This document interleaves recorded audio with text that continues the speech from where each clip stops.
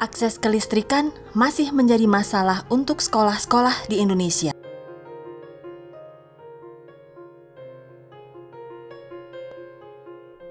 Dan dampak tidak adanya listrik memunculkan banyak tantangan. Karena di sini tidak ada listrik, jadi semua laporan-laporan itu lebih banyak dipakai alat-alat seperti komputer. Jadi kita pakai di tempat lain yang ada sumber listriknya. Dampaknya kita menjadi sangat susah karena tidak efisiensi, Pak. Dengan tidak adanya akses ke listrik, terdapat berbagai dampak negatif, antara lain mutu layanan sekolah tidak dapat meningkat mengingat pentingnya teknologi untuk pembelajaran. Selain itu, penggunaan lampu minyak tanah dan lilin untuk belajar berakibat buruk bagi kesehatan. Kalau malam anak-anak kalau mau belajar pakai lampu minyak. Lokasi yang terpencil dengan populasi yang kecil tidak menguntungkan bagi penyedia layanan listrik seperti PLN, sehingga harus ada alternatif lain. Hasil program rintisan untuk mencari solusi bagi sekolah yang tidak memiliki listrik menemukan sistem energi terbarukan yang menggabungkan panel surya dan turbin angin. But I'm very pleased that World Bank has identified the right people who knows the technology to bring electricity to school in a very cost-effective way, very low-cost way. Alat ini dipasang di 2 sekolah di NTB yang langsung dimanfaatkan. Saat diuji coba pertama kali, para siswa dan guru sangatlah bersemangat. Yang telah dibantunya PLTS atau pembangkit tenaga listrik, sekali lagi dengan ucapkan banyak terima kasih.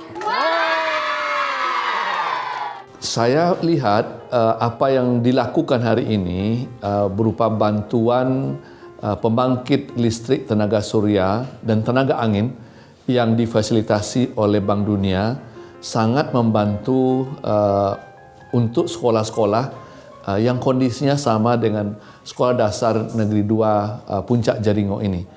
Kita berharap program ini juga bisa dimultiplikasi atau diadop untuk daerah-daerah yang sama kondisinya dengan daerah sini.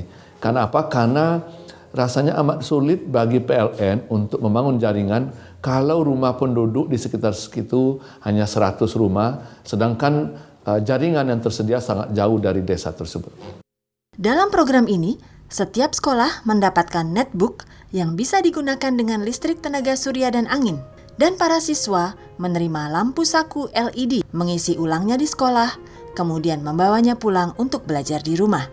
Berkat adanya sumbangan PLTS, anak-anak kami bisa belajar dengan lebih aman dibanding sebelumnya menggunakan lampu templok.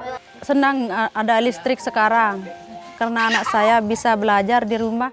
Selama kami dapat bantuan solar cell dan turbin angin ini, jadi peningkatan belajar anak ada perubahan dari dulunya yang boleh dikatakan nilainya standar, sekarang sudah ada peningkatan gitu. Salah satu contoh yang baik, di perpustakaan kami juga menggunakan bola lampu untuk belajar anak-anak, untuk penerangan di perpustakaan. Para guru melaporkan bahwa siswa-siswa menyelesaikan pekerjaan rumahnya dengan lebih baik. Para orang tua siswa juga menyatakan waktu belajar siswa meningkat dari 30 menit menjadi 4 jam sehari. Dan lampu LED juga digunakan untuk kebutuhan rumah tangga seperti memasak dan bahkan berjalan ke ruang cuci yang gelap. Lampu LED tersebut sangat sukses sehingga anak-anak memberikannya nama. Karena anak-anak di sini suka lampu ini, kami namakan si Lady. Di NTB, program energi terbarukan ini menerima dukungan penuh dari pemerintah pusat dan sistem yang sama telah dipasang di sekolah-sekolah lainnya.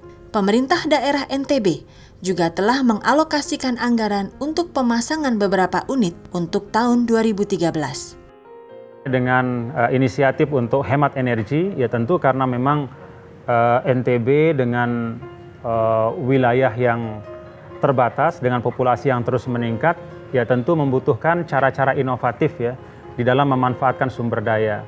Tentu dengan pola-pola yang bisa meminimalkan penggunaan energi, lebih efisien energi, itu tentu lebih baik untuk sustainabilitas pembangunan di NTB. Kami dari pemerintah provinsi ingin agar program ini dalam level provinsi menjadi program yang diadopsi oleh seluruh pemerintah daerah di tingkat Provinsi Nusa Tenggara Barat. Setelah saya melihat apa yang sudah dilakukan di 2 sekolah yang masuk program ini, kami akan berkoordinasi dengan Bapak Bupati Wali Kota setempat ya, dan kami juga dari APBD Provinsi, insya Allah di 2013 siap untuk melanjutkan, mengembangkan program ini, sehingga ke depan tidak boleh ada satu sekolah, tidak boleh ada tempat yang tidak punya akses terhadap listrik, terutama dalam rangka kita menuju NTB yang beriman dan berdaya saing, dan itu artinya aksesibilitas seluruh anak bangsa yang ada di NTB ini harus sama. Program ini juga mendapatkan pujian dari Wakil Presiden Republik Indonesia dan juga Menteri Pendidikan dan Kebudayaan. Pemerintah menyadari bahwa dengan mengimplementasikan program hemat energi, anak-anak Indonesia dapat memiliki masa depan yang lebih cerah. Ayo sekarang, sudah saatnya sekolah-sekolah itu harus aman dan nyaman. Dan dengan dukungan pemerintah untuk membuka akses ke energi terbarukan, hidup anak-anak dan guru akan menjadi lebih terang dan sehat. Belajar dari program rintisan ini, perlu kita pastikan kapan anak-anak kita di seluruh Indonesia dapat belajar di sekolah dengan listrik, sehingga dapat menikmati layanan dasar pendidikan dan peningkatan proses pembelajaran.